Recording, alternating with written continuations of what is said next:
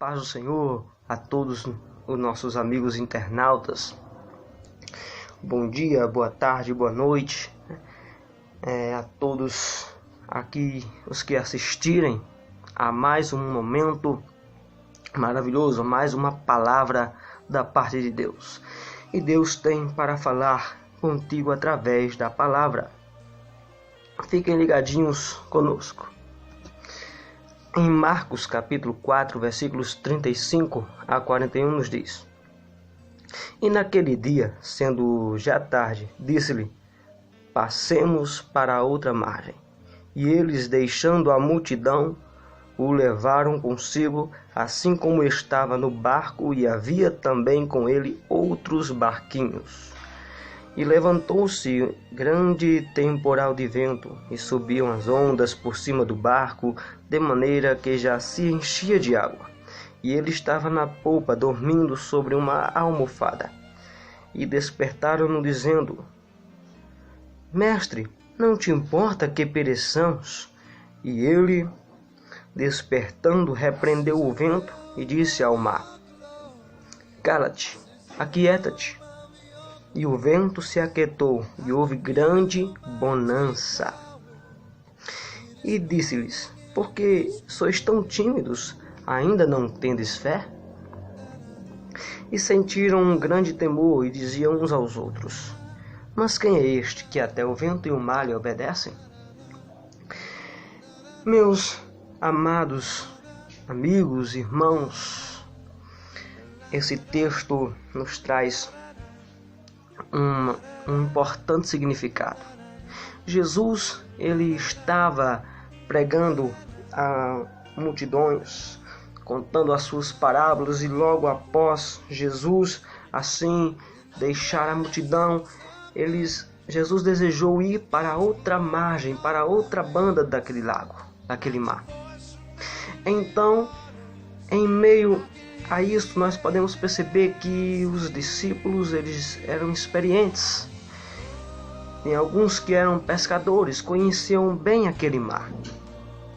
Porém, eles tinham domínio sobre aquelas águas, pela experiência que eles tiveram. Porém, algo inesperado aconteceu. A tempestade veio assolando o barco dos discípulos. E a Bíblia aqui nos fala, no texto bíblico, que com eles também estavam outros barquinhos. E aqueles discípulos começaram a temer, começaram a ter medo. Eles começaram a questionar em vossos corações: talvez as tempestades que eles estavam passando não estavam sendo comparada com o momento do que eles estavam passando por dentro, diante daquele temporal. E Jesus estava dormindo, mas o porquê o mestre estava dormindo? O porquê ele não ficou acordado por aquele tempo todo? Ele não é onisciente, ele não conhece todas as coisas. Mas essa é a palavra de hoje. Deus está no controle de todas as coisas. Ele age no tempo certo. Aqui vemos 3 perguntas importantes. A primeira é feita pelos discípulos. Quando eles disseram no capítulo 38, ou no versículo 38, eles dizendo: Mestre, não te importa que pereçamos? Isso indica o medo, o pavor em que aqueles discípulos estavam passando naquele momento. As dificuldades da vida estavam assolando a vida daqueles discípulos. A segunda pergunta é feita pelo próprio Jesus, quando diz no versículo 40: Por que sois tão tímidos? Ainda não tendes fé? Jesus estava provando neste momento que ele estava no controle de todas as coisas. Porque vocês são tímidos? Porque vocês estão com medo? Vocês não têm fé ainda? Não sou eu que acalmo a tempestade, que faço prevalecer, que faço transformar todas as coisas?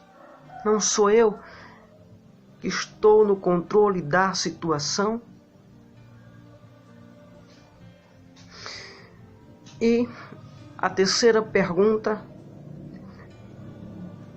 que vem novamente dos discípulos.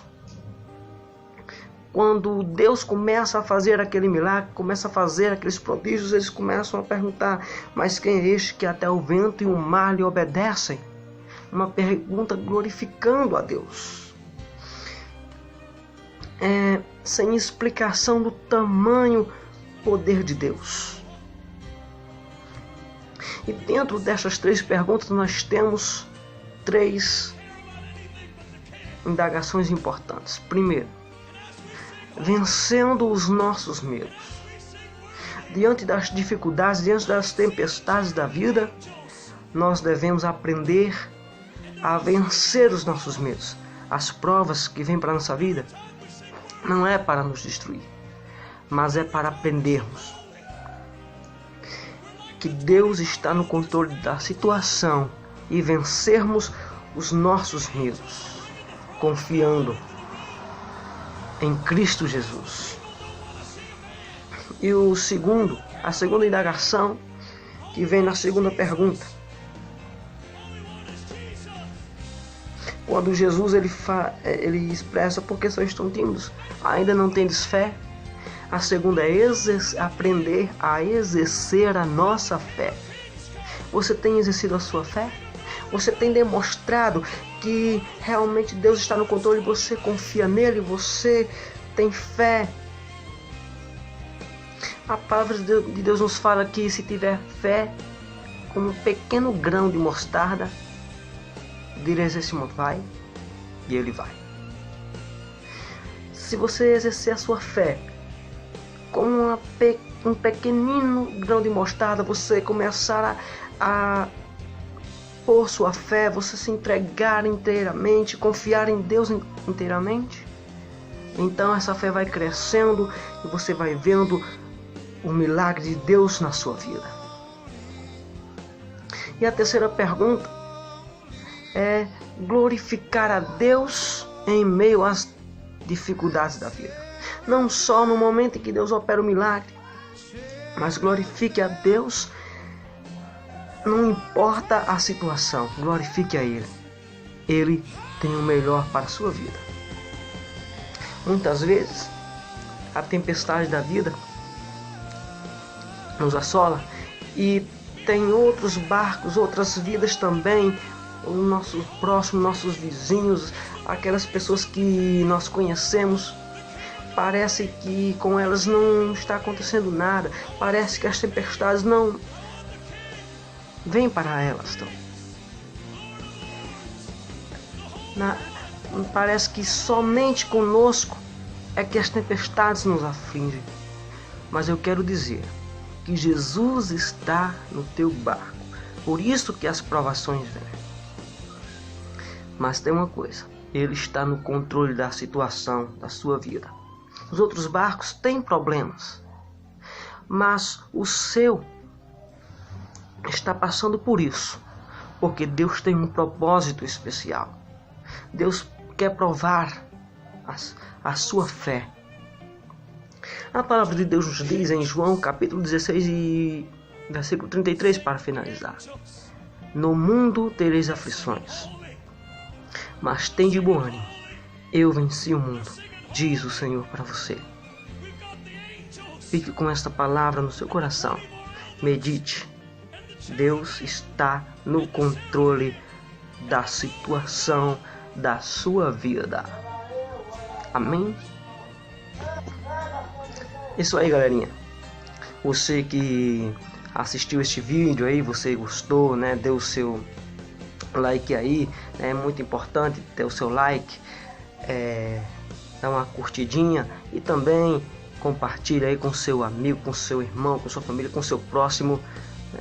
Para ajudar o nosso canal. e se inscreva, você que ainda não é inscrito, e que Deus abençoe grandemente e recompense a sua vida. Fique com Deus, até o nosso próximo encontro, se o bom Deus nos permitir.